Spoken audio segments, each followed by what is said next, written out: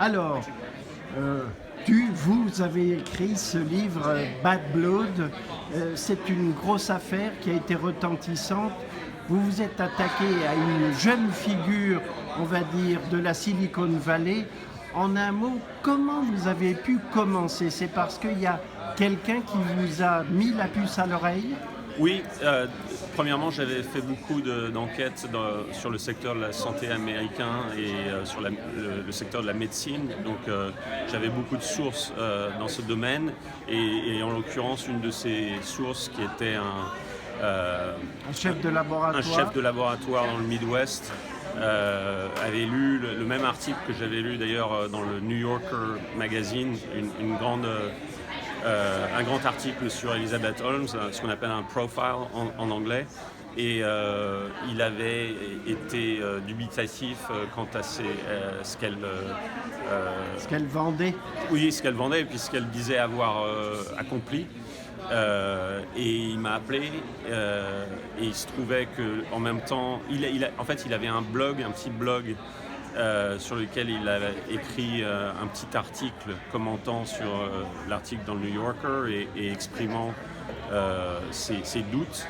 Et il a été tout de suite contacté par une personne qui, elle, avait été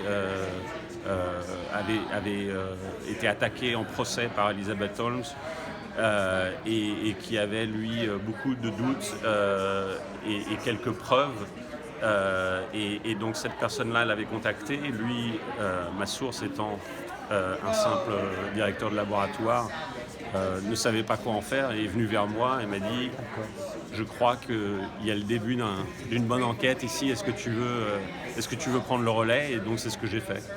Cette jeune femme, elle était très jeune, avait une position déjà très forte, très rutilante dans la Silicon Valley.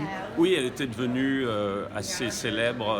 Elle était devenue la première femme milliardaire de la Silicon Valley parce que Theranos avait une valeur de 10 milliards de dollars à l'époque. Société. Oui, c'était fin 2014, début 2015. La société qu'elle avait fondée 12 ans auparavant, donc elle avait maintenant une valeur de 10 milliards de dollars et elle avait gardé la moitié des actions pour elle-même, donc elle valait 5 milliards de dollars. Et elle avait fait la couverture de plusieurs magazines américains, elle était interviewée à la télé et elle devenait une gloire célèbre, la première grande entrepreneur de la Silicon Valley qui était une femme. S'attaquer à ça, ça veut dire qu'en retour, c'est très violent. Les gens auxquels tu t'es attaqué ont menacé, ont fait plein de choses pour nuire à ton enquête, la stopper. Oui, absolument. Notamment, elle a engagé David Boies, un des avocats les plus célèbres et les plus agressifs du pays. Et lui et ses associés nous ont menacés de procès et ont essayé de convaincre la hiérarchie de mon journal, du Wall Street Journal, de ne pas publier mon article. Plusieurs de mes sources confidentielles ont été suivies, ont aussi été menacées, dont notamment un garçon qui s'appelle Tyler Schultz, qui à l'époque avait à peu près 25 ans, qui avait travaillé à Theranos et qui était devenu une de mes sources, et dont le père est le célèbre George Shultz, qui avait été secrétaire d'État pendant l'ère Reagan. Et George Shultz était au conseil d'administration de Theranos. Et donc, il y avait cette situation bizarre où ce célèbre ex-homme d'État était au conseil d'administration et son petit-fils, qui avait travaillé à l'entreprise et qui était devenu convaincu que l'entreprise était une fraude, est devenue une de mes sources. Quel conseil peux-tu donner aux journalistes qui veulent faire de l'investigation? Apparemment, tu as travaillé assez seul. Aujourd'hui, il y a beaucoup de consortiums. Toi, tu es un investigateur un peu à l'ancienne, si j'ose dire, malgré ton jeune âge. Comment on fait pour y arriver?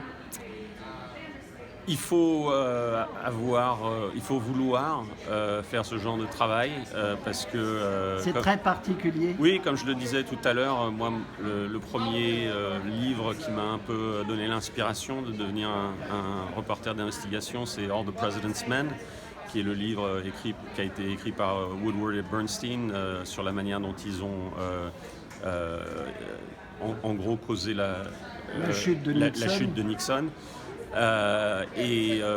Après avoir lu ce livre, j'avais l'impression que le journaliste d'investigation était un job glamorous, formidable, prestigieux. Et en fait, c'est beaucoup de travail difficile dans l'obscurité, et il faut persévérer, et certaines enquêtes ne fonctionnent pas. Et d'autres fonctionnent mais ont moins d'impact que ce qu'on aurait pu imaginer. Et donc les enquêtes qui sont vraiment retentissantes, généralement il n'y en a que une ou deux ou trois dans une carrière. Et il faut avoir beaucoup de patience et donc il faut le savoir que c'est un travail qui est pas forcément si prestigieux, si formidable que ça. Oui, en tout cas, pas vite. L'important aussi, c'est de créer la confiance avec les sources, non?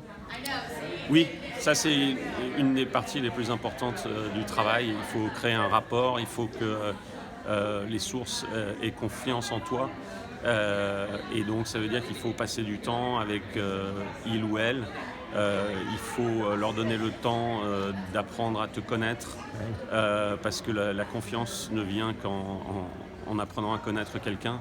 Et on ne peut pas faire ça lors du premier contact. Généralement, il faut du temps. Il faut passer pas mal de temps au téléphone et avoir des réunions en personne, déjeuner, dîner ensemble. Et c'est un travail de longue haleine. Et donc ça ne se prête pas forcément à ce qui est devenu souvent la presse aujourd'hui, avec l'Internet notamment, où les reporters ont moins de temps pour développer les sources et pour creuser. Dernière question. Tu es un franco-américain, on va dire. Tu vois beaucoup ce qui se passe ici aux États-Unis et la vérité semble n'être plus une des grandes valeurs actuelles de la société. Est-ce que c'est pas troublant? Toi, tu es journaliste d'investigation, tu luttes pour la vérité, Oui. Tu es dans un pays où la vérité est en chute libre.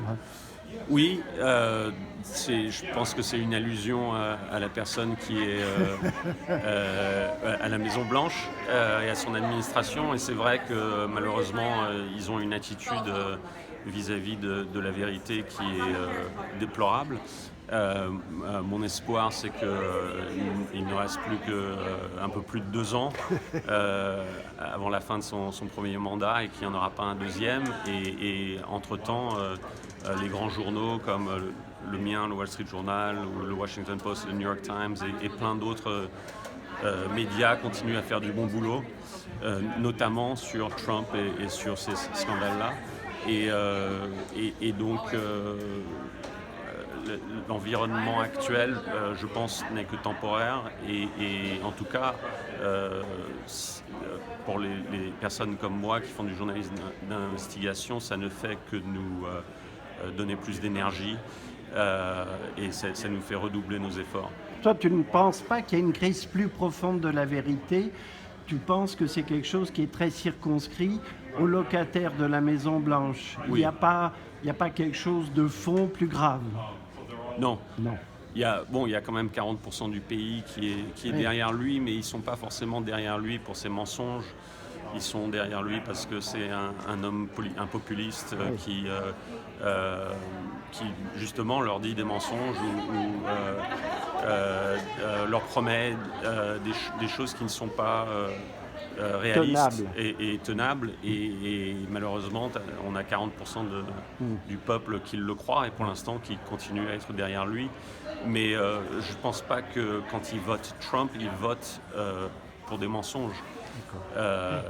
Ils votent pour la promesse de Trump. Et malheureusement, la promesse de Trump, c'est une promesse mensongère. Merci beaucoup, John. De rien.